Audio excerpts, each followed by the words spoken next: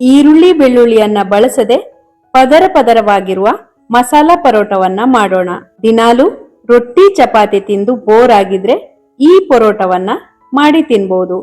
ಇದರಲ್ಲಿ ಎಲ್ಲ ಮಸಾಲೆಯನ್ನ ಹಾಕಿ ಮಾಡಿರೋದ್ರಿಂದ ಮೊಸರು ಜೊತೆ ಅಥವಾ ಹಾಗೇನೂ ಕೂಡ ತಿನ್ಬಹುದು. ಲಂಚ್ ಬಾಕ್ಸ್ಗೆ ಹೇಳಿ ಮಾಡಿಸಿದ ರೆಸಿಪಿ. ನಮಸ್ತೆ, ನಾನು ನಿಮ್ಮ ರಶ್ಮಿ.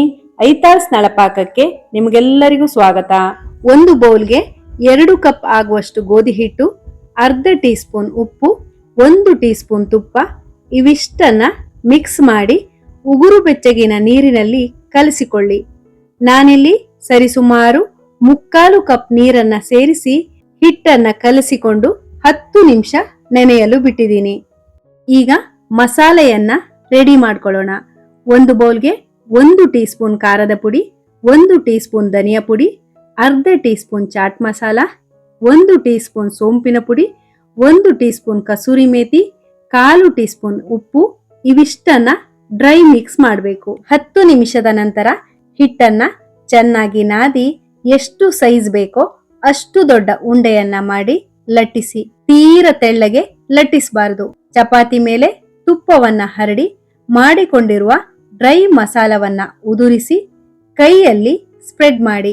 ಇಲ್ಲಿ ಮಸಾಲೆ ಪುಡಿಯನ್ನ ಸ್ವಲ್ಪ ಜಾಸ್ತಿನೇ ಹಾಕ್ಬೇಕಾಗತ್ತೆ, ಯಾಕಂದ್ರೆ ತಿನ್ಬೇಕಿದ್ರೆ ಒಳ್ಳೆ ರುಚಿಯನ್ನ ಕೊಡುತ್ತೆ. ನಂತರ ಈ ರೀತಿಯಾಗಿ ಮಡಚಿ ರೌಂಡ್ ಆಗಿ ಸುತ್ತಿ.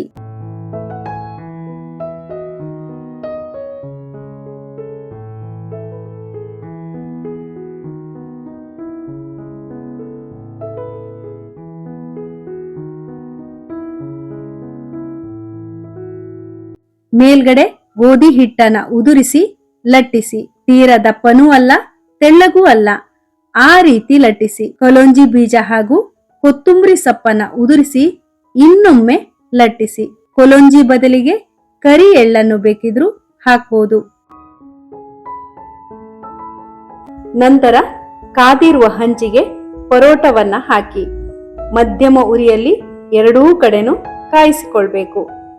ಹಾಗೆಯೇ ಪರೋಟವನ್ನ ಕಾಯಿಸಬೇಕಿದ್ರೆ ತುಪ್ಪವನ್ನ ಹಾಕಿ ಕಾಯಿಸಿದ್ರೆ ರುಚಿ ಇನ್ನೂ ಜಾಸ್ತಿ.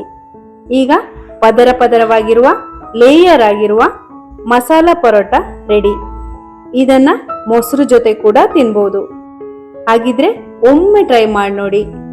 ಈ ವಿಡಿಯೋ ನಿಮ್ಗೆ ಇಷ್ಟ ಆಗಿದ್ರೆ ಲೈಕ್ ಮಾಡಿ, ಶೇರ್ ಮಾಡಿ, ಹಾಗೆಯೇ ನಮ್ಮ ಚಾನಲ್ಗೆ ಸಬ್ಸ್ಕ್ರೈಬ್ ಮಾಡೋದನ್ನ ಮರಿಬೇಡಿ. ಧನ್ಯವಾದಗಳು.